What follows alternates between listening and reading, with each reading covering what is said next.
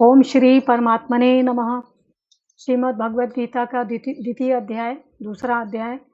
जय श्री राधे कृष्ण। त्वमेव माता च पिता त्वमेव बंधुश्च सखा त्वमेव विद्या द्रविणं त्वमेव सर्वं मम देव देव। अथ द्वितीयोऽध्यायः।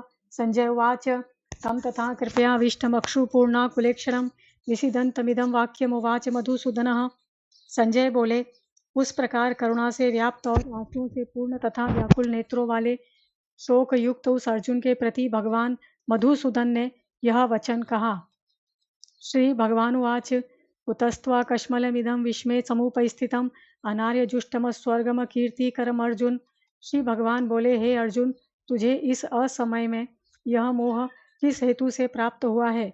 क्योंकि न तो यह श्रेष्ठ पुरुषों द्वारा आचरित है, न स्वर्ग को देने वाला है और न कीर्ति को करने वाला ही है। क्लेब्यम मा स्म गमः पार्थ नेतत्त्वयुपपद्यते शूद्रम हृदय दौर्बल्यम त्यक्तोत्तिष्ठ परंतप। इसीलिए हे अर्जुन, नपुंसकता को मत प्राप्त हो, तुझमें यह उचित नहीं जान पड़ती। हे परंतप, हृदय की तुक्ष दुर्बलता को त्याग कर युद्ध के लिए खड़ा हो जा। अर्जुन उवाच कथम भीष्ममहं संख्ये द्रोणं च मधुसूदन इषुभिः प्रतियोत्स्यामि पूजार्हावरीसुदन। अर्जुन बोले, हे मधुसूदन, मैं रणभूमि में किस प्रकार बाणों से भीष्म पितामह और द्रोणाचार्य के विरुद्ध लड़ूंगा, क्योंकि हे अरिसुदन, वे दोनों ही पूजनीय हैं। गुरुण हत्वा ही महानुभावांक्षेयो भोक्तुम भेक्षमपीह लोके हत्वार्थ कामांस्तु गुरुनिहेव भुंजीय भोगान रुधिर प्रदिग्धान।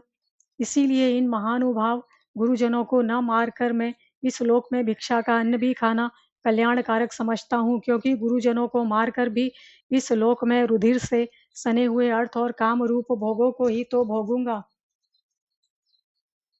ओम श्री परमात्मने नमः। यह श्रीमद् भगवद गीता जो है वो गीता प्रेस गोरखपुर के द्वारा पब्लिश हुई है ये, और इसे मैं स्क्रीन पे भी दिखा रही हूँ और इसका पाठ भी कर रही हूँ।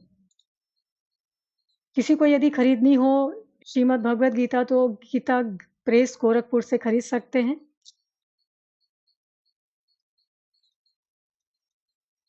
न चेतद्विघ्नः कतरन्नो गरीयो यद्धा जोएम यदि वा नो जयेयुः याने वहत्वा न जिजीविषाम स्ते अवस्थिताः प्रमुखे धार्तराष्ट्राः। हम यह भी नहीं जानते कि हमारे लिए युद्ध करना और न करना इन दोनों में से कौन सा श्रेष्ठ है, अथवा यह भी नहीं जानते कि उन्हें हम जीतेंगे या हमको वे जीतेंगे। और जिनको मारकर हम जीना भी नहीं चाहते, वे ही हमारे आत्मीय धृतराष्ट्र के पुत्र हमारे मुकाबले में खड़े हैं। कार्पण्य दोषो प्रहत स्वभावः रक्षामि त्वां धर्म सम्मूढ़ चेताः यक्षे यः स्यानिश्चितं ब्रूहि तन्मे शिष्यस्ते अहम साधि मां त्वां प्रपन्नम। ओम श्री परमात्मने नमः।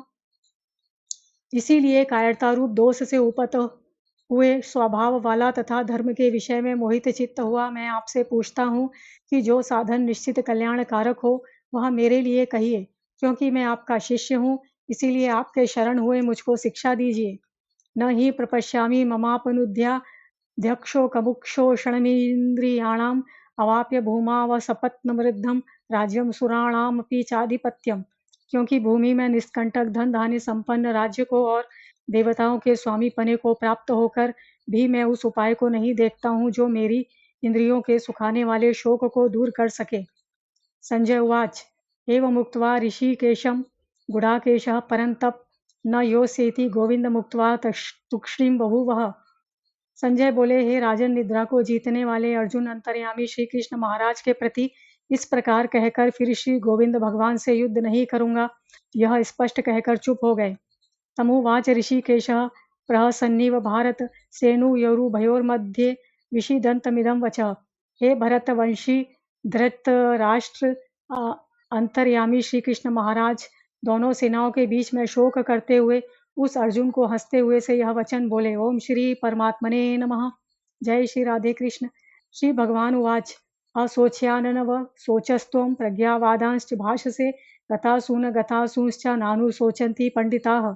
श्री भगवान बोले, हे अर्जुन, तू न शोक करने योग्य मनुष्यों के लिए शोक करता है और पंडितों के ऐसे वचनों को कहता है, परंतु जिनके प्राण चले गए हैं उनके लिए और जिनके प्राण नहीं गए हैं उनके लिए भी पंडितजन शोक नहीं करते।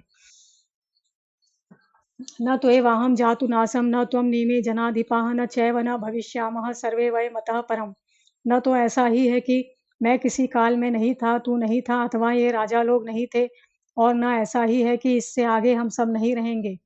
ओम श्री परमात्मने नमः। देहिनो अस्मिन् यथा देहे कौमारम यौवनम जरा तथा देहांतर प्राप्ति धीर स्त्रत्र न मुहति। जैसे जीवात्मा की इस देह में बालकपन, जवानी और वृद्धावस्था होती है, वैसे ही अन्य शरीर की प्राप्ति होती है। उस विषय में धीर पुरुष मोहित नहीं होता। मात्रा स्पर्शास्त्रु कौन्तेय शीतोष्ण सुख दुखदा आगा मापा यिनो अनित्या स्थान स्थितिक्षक्ष्व भारत। हे कुंती पुत्र, सर्दी गर्मी और सुख दुख को देने वाले इंद्रियों और विषयों के सहयोग तो उत्पत्ति विनाशशील और अनित्य हैं, इसीलिए हे भारत उनको तू सहन कर। यम ही न व्यथयन्ते ते पुरुषम पुरुषर्षभ समदुख सुखम धीरम सो अमृतताय कल्पते। क्योंकि हे पुरुष श्रेष्ठ, दुख सुख को समान समझने वाले जिस धीर पुरुष को ये इंद्रिय और विषयों के संयोग व्याकुल नहीं करते, वह मोक्ष के योग्य होता है। ना सतो विद्यते भावो ना भावो विद्यते सतः उभयोरपि दृष्टो अंतस्त्वन यो अस्तत्वदर्शी भी। असत वस्तु की तो सत्ता नहीं है और सत का अभाव नहीं है, इस प्रकार इन दोनों का ही तत्वज्ञानी पुरुषों द्वारा देखा गया है। अविनाशी तु तद्विद्धि येन सर्वमिदं ततं विनाशमव्यस्यास्य न कश्चित् कर्तुर्महर्ति। नाश रहित तो तू उसको जान जिससे यह संपूर्ण जगत दृश्य वर्ग व्याप्त है। इस अविनाशी का विनाश करने में कोई भी समर्थ नहीं है। अंतवंत इमे देहा नित्यस्योक्ताः शरीरिणः अनाशिनो अप्रमेयस्य तस्माद्युध्यस्व भारत। इस नाश रहित अप्रमेय नित्य स्वरूप जीवात्मा के ये सब शरीर नाशवान कहे गए हैं, इसीलिए हे भरतवंशी अर्जुन तू युद्ध कर। ओम श्री परमात्मने नमः। य एनं वेत्ति हंतारम यश्चैनं मन्यते हतम उभो तो न विजानीतो नायम हंति न हन्यते। जो इस आत्मा को मरने वाला समझता है तथा जो इसको मरा मानता है, वे दोनों ही नहीं जानते, क्योंकि यह आत्मा वास्तव में न तो किसी को मारता है और न किसी के द्वारा मारा जाता है। ओम श्री परमात्मने नमः। न जायते म्रियते वा कदाचिन्नायं भूत्वा भविता वा न भूयः अजो नित्यः शाश्वतो अयं पुराणो न हन्यते हन्यमाने शरीरे। यह आत्मा किसी काल में भी न तो जन्मता है और न मरता ही है, तथा न यह उत्पन्न होकर फिर होने वाला ही है, क्योंकि यह अजन्मा नित्य सनातन और पुरातन है। शरीर के मारे जाने पर भी यह नहीं मारा जाता। ओम श्री परमात्मने नमः। वेदा विनाशिनम नित्यम येन मजम व्ययम कथम स पुरुषः पार्थकम घातयति हंतिकम। हे प्रथा पुत्र अर्जुन, जो पुरुष इस आत्मा को नाश रहित नित्य अजन्मा और अव्यय जानता है, वह पुरुष कैसे किसको मरवाता है और कैसे किसको मारता है। वाशांसी जीर्णानि यथा विहाय नवानि गृह्णाति नरो अपराणि तथा शरीराणि विहाय जीर्णान्यानि संयाति नवानि देहि। जैसे मनुष्य पुराने वस्त्रों को त्याग कर दूसरे नए वस्त्रों को ग्रहण करता है, वैसे ही जीवात्मा पुराने शरीरों को त्याग कर दूसरे नए शरीरों को प्राप्त होता है। नैनम छिंदन्ति शस्त्राणि नैनम दहति पावकः न चैनम क्लेदयन्त्यापो न शोषयति मारुतः। ओम श्री परमात्मने नमः। इस आत्मा को शस्त्र नहीं काट सकते, इसको आग नहीं जला सकती, इसको जल नहीं गला सकता और वायु नहीं सुखा सकता। अक्षेद्यो अयम दहायो अयम क्लेद्यो अशोष्यैव च नित्यः सर्वगतः स्थाणुर्चलो अयम सनातनः। क्योंकि यह आत्मा अछेद्य है, यह आत्मा दाह्य अक्लेद्य और निःसंदेह अशोष्य है, तथा यह आत्मा नित्य सर्वव्यापी अचल स्थिर रहने वाला और सनातन है। अव्यक्तो अयम चिंत्यो अयम विकार्यो अयम उच्यते तस्मादेवं विदितवेनम नानु शोचितुमर्हसि। यह आत्मा अव्यक्त है, यह आत्मा अचिंत्य है और यह आत्मा विकार रहित कहा जाता है। इससे हे अर्जुन, इस आत्मा को उपर्युक्त प्रकार से जानकर तू शोक करने को योग्य नहीं है, अर्थात तुझे शोक करना उचित नहीं है। अथ चैनम नित्य जातम नित्यम व मन्यसे मृतम तथापि त्वं महाबाहो नैवं शोचितुमर्हसि। किंतु यदि तू इस आत्मा को सदा जन्मने वाला तथा सदा मरने वाला मानता हो, तो भी हे महाबाहो, तू इस प्रकार शोक करने को योग्य नहीं है। ओम श्री परमात्मने नमः। जातस्य हि ध्रुवो मृत्युर्ध्रुवं जन्म मृतस्य च तस्माद् परिहार्ये अर्थे न त्वं शोचितुमर्हसि। क्योंकि इस मान्यता के अनुसार जन्मे हुए की मृत्यु निश्चित है और मरे हुए का जन्म निश्चित है, इससे भी इस बिना उपाय वाले विषय में तू शोक करने को योग्य नहीं है। अव्यक्तादीनि भूतानि व्यक्त मध्यानि भारत अव्यक्त निधनान्येव तत्र का परिदेवना। हे अर्जुन, संपूर्ण प्राणी जन्म से पहले अप्रकट थे और मरने के बाद भी अप्रकट हो जाने वाले हैं, केवल बीच में ही प्रकट हैं, फिर ऐसी स्थिति में क्या शोक करना है। आश्चर्यवत् पश्यति कश्चिदेनमाश्चर्यवद वदति तथैव चान्यः आश्चर्यवचेन मन्यः शृणोति शत्वाप्येनं वेद न चैव कश्चित्। कोई एक महापुरुष ही इस आत्मा को आश्चर्य की भांति देखता है और वैसे ही दूसरा कोई महापुरुष ही इसके तत्व का आश्चर्य की भांति वर्णन करता है तथा दूसरा कोई अधिकारी पुरुष ही इसे आश्चर्य की भांति सुनता है और कोई कोई तो सुनकर भी इसको नहीं जानता। पुरुष शब्द या महापुरुष शब्द यहाँ पर मनुष्य या जो महापुरुष यानी जो मनुष्यता जिनमें दिव्य गुण की अभिव्यक्ति हो रही है वो महापुरुष है और वो मनुष्य ही है। पुरुष यानी मनुष्य कोई भी हो सकता है, स्त्री पुरुष किसी भी जाति धर्म का कोई भी जेंडर का। ओम श्री परमात्मने नमः। देहि नित्यमवध्योऽयं देहे सर्वस्य भारत तस्मात् सर्वाणि भूतानि न त्वं शोचितुमर्हसि। हे अर्जुन, यह आत्मा सबके शरीरों में सदा ही अवध्य है, इस कारण संपूर्ण प्राणियों के लिए तू शोक करने के योग्य नहीं है। अवध्य यानी जिसका वध न किया जा सके। ओम श्री परमात्मने नमः। स्वधर्ममपि चावेक्ष्य न विकम्पितुमर्हसि। धर्मादि युद्धाक्षयो अन्यत क्षत्रियस्य न विद्यते। तथा अपने धर्म को देखकर भी तू भय करने योग्य नहीं है, अर्थात तो तुझे भय नहीं करना चाहिए, क्योंकि क्षत्रिय के लिए धर्मयुक्त युद्ध से बढ़कर दूसरा कोई कल्याणकारी कर्तव्य नहीं है। यदक्षया चोपपन्नम स्वर्गद्वारम पावृतम सुखिनः क्षत्रियाः पार्थ लभन्ते युद्धमीदृशम। हे पार्थ, अपने आप प्राप्त हुए और खुले हुए स्वर्ग के द्वार रूप इस प्रकार के युद्ध को भाग्यवान क्षत्रिय लोग ही पाते हैं। ओम श्री परमात्मने नमः। अथ चैत्वमिमं धर्म्यं संग्रामं न करिष्यसि ततः स्वधर्मं कीर्तिं च हित्वा पापमवाप्स्यसि। आज के समय में क्षत्रिय यानी जो कि रक्षा के लिए उपयोग में आते हैं, देश की रक्षा या लोगों के लिए जो कानून के लिए रक्षा, लोगों की रक्षा के लिए आते हैं, जैसे पुलिस वाले हुए, मिलिट्री वाले हुए और भी जो हैं शासन के लोग, उन्हें हम क्षत्रिय बोल सकते हैं। और जो लोग लोगों की रक्षा के लिए सोचते भी हैं, प्रार्थना भी करते हैं, वो भी क्षत्रिय हैं। अथ चैत्वमिमं धर्म्यं संग्रामं न करिष्यसि ततः स्वधर्मं कीर्तिं च हित्वा पापमवाप्स्यसि। किंतु यदि तू इस धर्मयुक्त युद्ध को नहीं करेगा तो स्वधर्म और कीर्ति को खोकर पाप को प्राप्त होगा। अकीर्तिम चापि भूतानि कथयिष्यन्ति ते अव्ययाम संभावितस्य चाकीर्तिर्मरणादतिरिच्यते। तथा सब लोग तेरी बहुत काल तक रहने वाली अपकीर्ति का भी कथन करेंगे और माननीय पुरुष के लिए अपकीर्ति मरण से भी बढ़कर है। भयाद्रणादुपरतं मंस्यन्ते त्वां महारथाः येषां च त्वं बहुमतो भूत्वा यास्यसि लाघवम्। और जिनकी दृष्टि में तू पहले बहुत सम्मानित होकर अब लघुता को प्राप्त होगा, वे महारथी लोग तुझे भय के कारण युद्ध से हटा हुआ मानेंगे। ओम श्री परमात्मने नमः।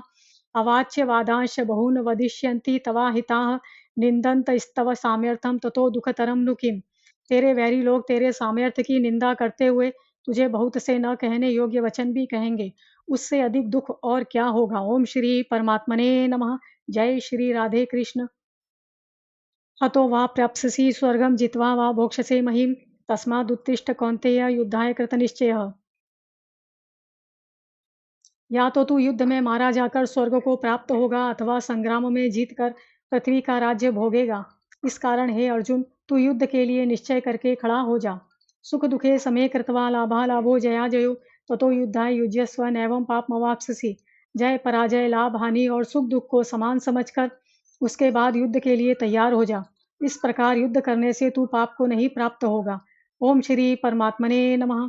एषा ते अभिहिता सांख्ये बुद्धिर्योगे त्विमां शृणु बुद्धया युक्तो यया पार्थ कर्म बंधम प्रहास्यसि। हे पार्थ, यह बुद्धि तेरे लिए ज्ञान योग के विषय में कही गई और अब तू इसको कर्म योग के विषय में सुन। जिस बुद्धि से युक्त हुआ तू कर्मों के बंधन को भली भांति त्याग देगा, अर्थात सर्वथा नष्ट कर डालेगा। ओम श्री परमात्मने नमः। नेहाभिक्रमनाशो अस्ति प्रत्यवायो न विद्यते स्वल्पमप्यस्य धर्मस्य त्रायते महतो भयात्। इस कर्म योग में आरंभ का अर्थात बीच का नाश नहीं है और उल्टा फल रूप दोष भी नहीं है, बल्कि इस कर्म योग रूप धर्म का थोड़ा सा भी साधन जन्म मृत्यु रूप महान भय से रक्षा कर लेता है। ओम श्री परमात्मने नमः। व्यवसायात्मिका बुद्धिरेकेह कुरु नंदन बहुशाखा हिनन्ताश्च बुद्धयो अव्यवसायिनाम्। हे अर्जुन, इस कर्म योग में निश्चय आत्मिका बुद्धि एक ही होती है, किंतु अस्थिर विचार वाले विवेकहीन सकाम मनुष्यों की बुद्धियां निश्चय ही बहुत भेदों वाली और अनंत होती हैं। ओम श्री परमात्मने नमः। यामिमां पुष्पितां वाचम प्रवदन्त्य विपश्चितः वेदवादर्ताः पार्थ नान्यदस्तिवादिनः कामात्मानः स्वर्गपरा जन्म कर्म फलप्रदां क्रिया विशेष बहुलां भोगेश्वरे गतिं प्रति भोगेश्वरे प्रसक्तानां तया प्रहत चेतसां व्यवसायत्मिका बुद्धिः समाधो न विधीयते। ओम श्री परमात्मने नमः। हे अर्जुन, जो भोगों में तन्मय हो रहे हैं, जो कर्मफल के प्रशंसक वेद वाक्यों में ही प्रीति रखते हैं, जिनकी बुद्धि में स्वर्ग ही परम प्राप्य वस्तु है और जो स्वर्ग से बढ़कर दूसरी कोई वस्तु नहीं है, ऐसा कहने वाले हैं, वे अविवेकी जन इस प्रकार की जिस पुष्पित अर्थात दिखाऊ शोभायुक्त वाणी को कहा करते हैं, जो कि जन्म रूप कर्म फल देने वाली एवं भोग तथा ऐश्वर्य की प्राप्ति के लिए नाना प्रकार की बहुत सी क्रियाओं का वर्णन करने वाली है। उस वाणी द्वारा जिनका चित्त हर लिया गया है, जो भोग और ऐश्वर्य में अत्यंत आसक्त हैं, उन पुरुषों की परमात्मा में निश्चयात्मिका बुद्धि नहीं होती। यहाँ पुरुषों शब्द मनुष्यों के लिए बताया गया है। त्रैगुण्य विषया वेदा निस्त्रय गुण्यो भवार्जुन निर्द्वंद्व नित्य सत्वस्थो निर्योग क्षेम आत्मवान। हे अर्जुन, वेद उपर्युक्त प्रकार से तीनों गुणों के कार्य रूप समस्त भोगों एवं उनके साधनों का प्रतिपादन करने वाले हैं। इसीलिए तू उन भोगों एवं उनके साधनों में आसक्तिहीन हर्ष शोकादि द्वंद्वों से रहित नित्य वस्तु परमात्मा में स्थित योग क्षेम को न चाहने वाला और स्वाधीन अंतःकरण वाला हो। ओम श्री परमात्मने नमः। यावानर्थ उदपाने सर्वतः संप्लुतोदके तावान सर्वेषु वेदेषु ब्राह्मणस्य विजानतः। सब ओर से परिपूर्ण जलाशय के प्राप्त हो जाने पर छोटे जलाशय में मनुष्य का जितना प्रयोजन रहता है, ब्रह्म को तत्व से जानने वाले ब्राह्मण का समस्त वेदों में उतना ही प्रयोजन रह जाता है। यहाँ पर ब्राह्मण उसे कहा गया है, उस मनुष्य को कहा गया है जिस मनुष्य शरीर में ब्रह्म को तत्व से जानने वाला जीवात्मा होता है। यानी ब्रह्म को तत्व से जान लिया गया है, ब्रह्म को, परमात्मा को, उसे ब्राह्मण कहा है, उस शरीर को ब्राह्मण कहा है। यहाँ पर कोई जाति का ब्राह्मण नहीं है ये। कर्मण्येवाधिकारस्ते मा फलेषु कदाचन मा कर्मफल हेतुर्भुर्मा ते संगो अस्वकर्मणि। तेरा कर्म करने में ही अधिकार है, उसके फलों में कभी नहीं। इसीलिए तू कर्मों के फल का हेतु मत हो तथा तेरी कर्म न करने में भी आसक्ति न हो। ओम श्री परमात्मने नमः। योगस्थः कुरु कर्माणि संगम त्यक्त्वा धनंजय सिद्धय सिद्धयो समो भूत्वा समत्वम योग उच्यते। हे धनंजय, तू आसक्ति को त्याग कर तथा सिद्धि और असिद्धि में समान बुद्धि वाला होकर योग में स्थित हुआ कर्तव्य कर्मों को कर। समत्वम ही योग कहलाता है। सिद्धि और असिद्धि यानी कोई कार्य की सफलता सिद्धि और कोई कार्य सफल नहीं होगा असिद्धि, ये मानना है यहाँ पे। ओम श्री परमात्मने नमः। जो कुछ भी कर्म किया जाए उसके पूर्ण होने और न होने में तथा उसके फल में संभाव रहने का नाम समत्व है।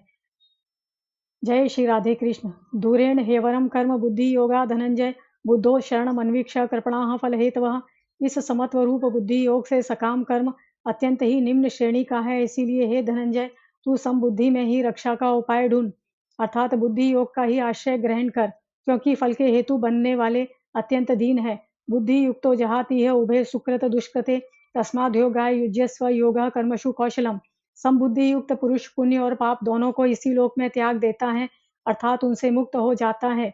इससे तू समत्व रूप योग में लग जा। यह समत्व रूप योग ही कर्मों में कुशलता है, अर्थात कर्म बंधन से छूटने का उपाय है। ओम श्री परमात्मने नमः। जय श्री राधे कृष्ण। कर्मजं बुद्धि युक्ता ही फलम त्यक्त्वा मनीषिणः जन्म बंध विनिर्मुक्ता पदम गच्छन्त नामयम्। क्योंकि समबुद्धि से युक्त ज्ञानी जन कर्मों से उत्पन्न होने वाले फल को त्याग कर जन्म रूप बंधन से मुक्त हो निर्विकार परम पद को प्राप्त हो जाते हैं। यदा ते मोहकलीलं बुद्धिर्व्यतितरिष्यति तदा गंतासि निर्वेदम श्रोतव्यस्य सुतस्य च।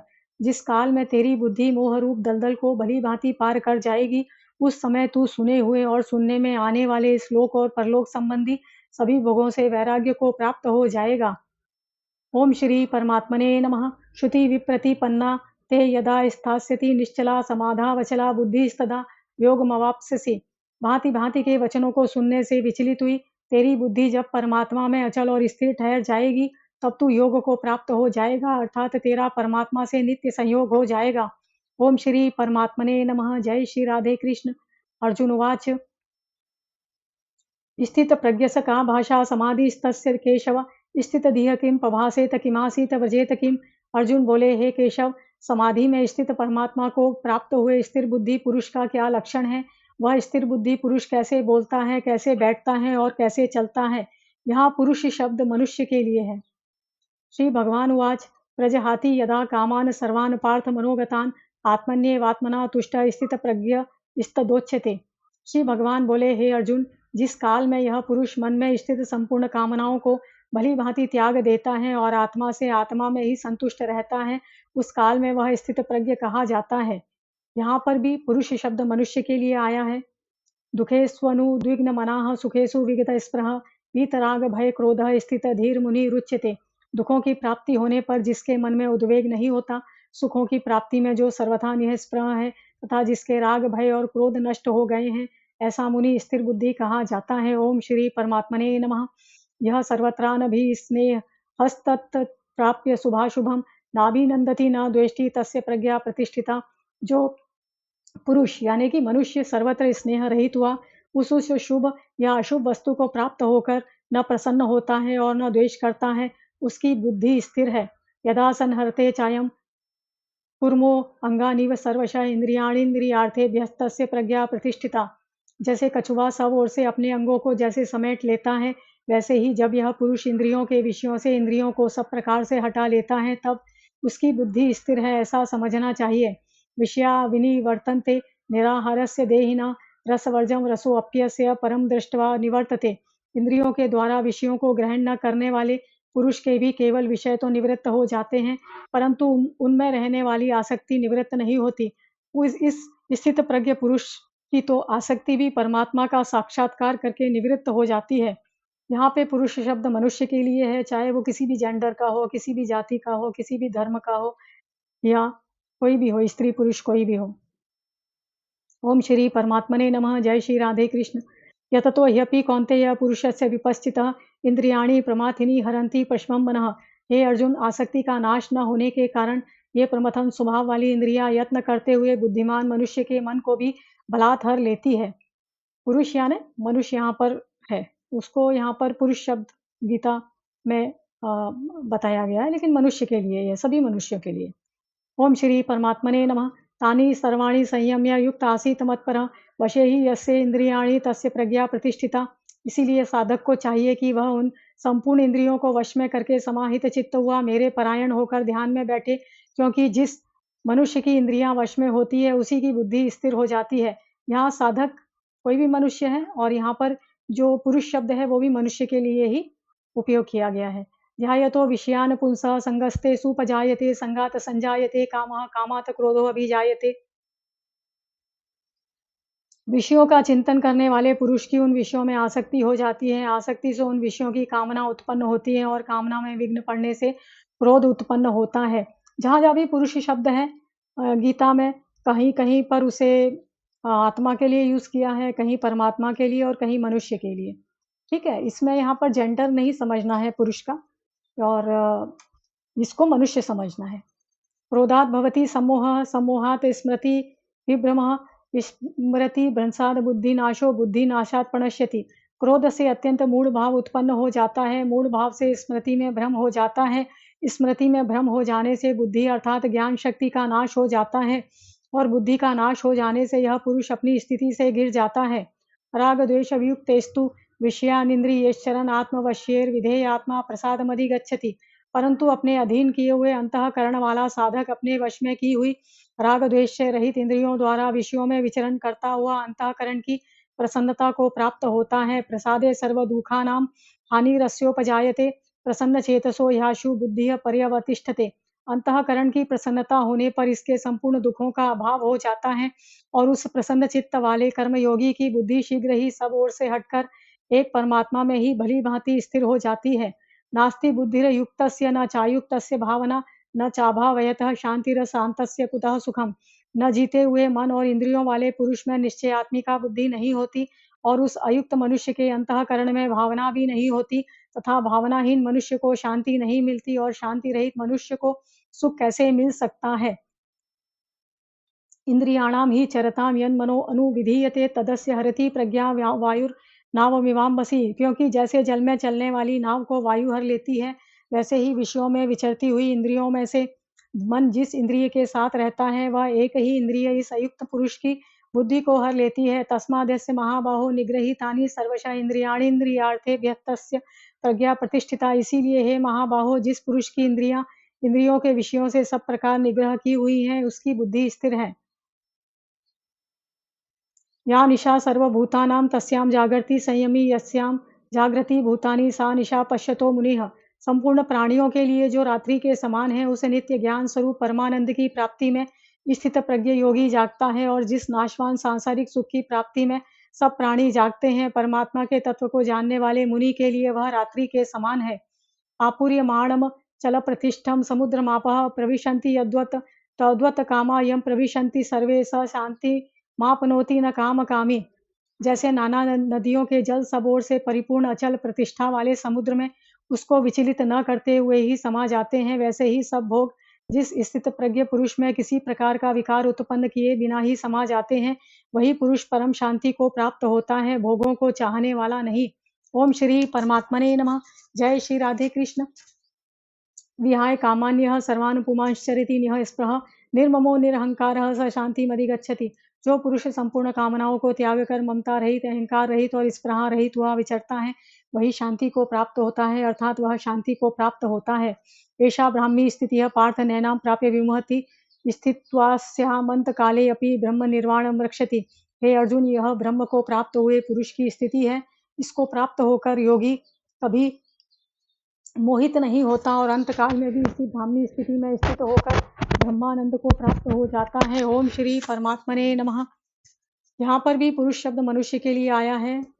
जिस मनुष्य शरीर में ब्रह्म को की प्राप्ति हो गई है ना, यानी परमात्मा की प्राप्ति हो गई है, जिस आत्मा को स्वयं की जानकारी हो गई है और परमात्मा की जानकारी हो गई है, पहचान हो गई है परमात्मा की और स्वयं आत्मा की, और परमात्मा की प्राप्ति हो गई है, उसके लिए यहाँ पुरुष शब्द है, चाहे वह कोई भी मनुष्य शरीर हो। हे अर्जुन, यह ब्रह्म को प्राप्त हुए पुरुष की स्थिति है। इसको प्राप्त होकर योगी कभी मोहित नहीं होता और अंतकाल में भी इसी ब्राह्मी स्थिति में, यानी परमात्मा की प्राप्ति वाली जो स्थिति है, स्थिति में स्थित होकर ब्रह्मानंद को प्राप्त हो जाता है, परमात्मा को ही प्राप्त हो जाता है। ओम तत्सदिति श्रीमद्भगवद्गीतासु उपनिषत्सु ब्रह्म विद्यायां योगशास्त्रे श्री कृष्णार्जुन संवादे सांख्य योगो नाम द्वितीयो अध्यायः। ओम श्री परमात्मने नमः। जय श्री राधे कृष्ण। अब श्रीमद् भगवद गीता का दूसरा अध्याय पूर्ण हुआ। श्रीमद् भगवद गीता को सादर प्रणाम। भगवान श्री कृष्ण को कोटि कोटि नमन। जय श्री राधे कृष्ण। ओम श्री परमात्मने नमः। माता पिता को सादर प्रणाम और गीता प्रेस गोरखपुर को बहुत बहुत धन्यवाद। यदि किसी को श्रीमद् भगवद गीता खरीदनी है, गीता प्रेस गोरखपुर से खरीदें। बहुत ही अच्छी श्रीमद् भगवद गीता है, पॉकेट साइज भी है और अच्छी व्याख्या वाली भी श्रीमद् भगवद गीता बड़ी भी है, खरीद सकते हैं। और भी धर्म ग्रंथ वहाँ से खरीदना है तो खरीद सकते हैं। और गीता प्रेस गोरखपुर को आप ऑनलाइन उनकी वेबसाइट भी है, वहाँ भी देख सकते हैं। और उनकी किसी भी पूजा पाठ की दुकान पर उनकी पुस्तकें मिल जाती हैं, ऑनलाइन भी हैं उनकी किताबें, अमेज़न पे भी हैं और भी हैं, आप खरीद सकते हैं। धन्यवाद।